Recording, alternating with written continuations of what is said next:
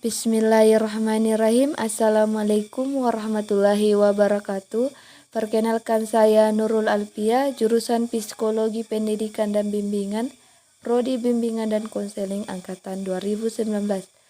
Di sini saya akan menjelaskan aliran behavioristik dan menurut B.F. Skinner.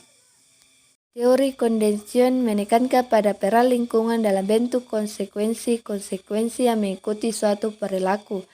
Perilaku yang ingin dibentuk atau dipertahankan sangat tergantung pada konsekuensi yang menyertainya. Menurut Skinner, tingkah laku sepenuhnya ditentukan oleh stimulus, tidak ada faktor perantara lainnya. Tingkah laku atau respon tertentu akan timbul sebagai reaksi terhadap stimulus tertentu. Respon yang dimaksud di sini adalah respon yang berkondisi yang dikenal dengan respon operan atau tingkah laku operan. Sedangkan stimulus adalah stimulus operan.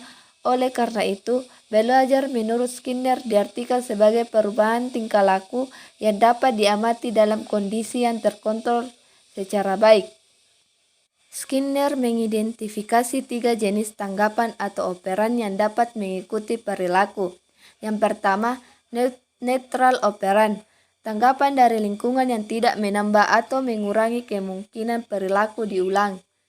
Yang kedua, reinforcers atau tanggapan dari lingkungan yang meningkatkan kemungkinan perilaku diulang. Penguatan dapat berupa positif atau negatif. Yang ketiga, punisher, tanggapan dari lingkungan yang mengurangi kemungkinan terulangnya suatu perilaku atau hukuman melemahkan perilaku. Contoh dari positive reinforcement.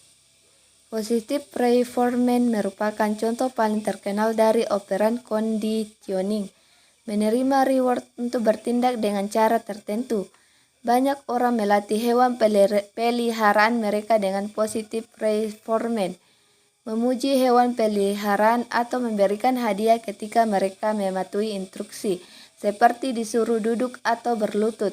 Keduanya membantu hewan peliharaan memahami apa yang diinginkan dan mendorongnya untuk mematuhi perintah di waktu yang akan datang.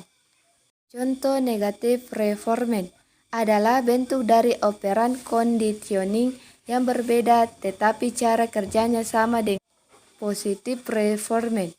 Reinforcement negatif menghargai perilaku dengan menghilangkan stimulus yang tidak menyenangkan daripada menambahkan yang menyenangkan. Majikan yang menawarkan hari libur kepada karyawan adalah contoh penguatan negatif. Alih-alih memberikan hadiah yang nyata, mereka mengurangi kehadiran sesuatu yang tidak diinginkan, yaitu jumlah waktu yang dihabiskan di tempat kerja. Contoh punishment. Dalam psikologi, punishment tidak selalu sama artinya dalam penggunaan sehari-hari. Psikologi mendefinisikan punishment sebagai sesuatu yang selesai dilakukan setelah diberikan tindakan yang disengaja tertentu yang menurunkan kemungkinan tindakan itu terjadi di waktu yang akan datang. Reinforcement dimaksud untuk mendorong perilaku tertentu, sedangkan punishment dimaksud untuk mencegah perilaku tertentu. Sama seperti ada contoh penguatan positif dan penguatan negatif, ada juga contoh hukuman positif dan hukuman negatif.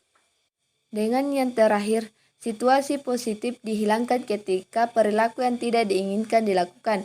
Misalnya, orang tua mungkin mengambil mainan favorit dari anak yang berperilaku tidak baik. Seorang karyawan yang tidak masuk kerja dapat mengalami pemotongan upah. Hilangnya pendapatan atau konsekuensi yang tidak diinginkan merupakan punishment untuk pekerja yang hilang atau perilaku yang tidak diinginkan. Sama seperti ada contoh positif dan negatif reinforcement, ada juga contoh positif punishment, yaitu seperti contoh sebelumnya, dan negatif punishment. Contoh situasi positif dihilangkan ketika perilaku yang tidak diinginkan dilakukan. Misalnya, orang tua mungkin mengambil gawe dari anak-anak yang berperilaku tidak baik. Itulah tadi materi tentang aliran behavioristik menurut B.F. Skinner. Kurang lebihnya mohon dimaafkan. Wabillahi taufiq walhidayah.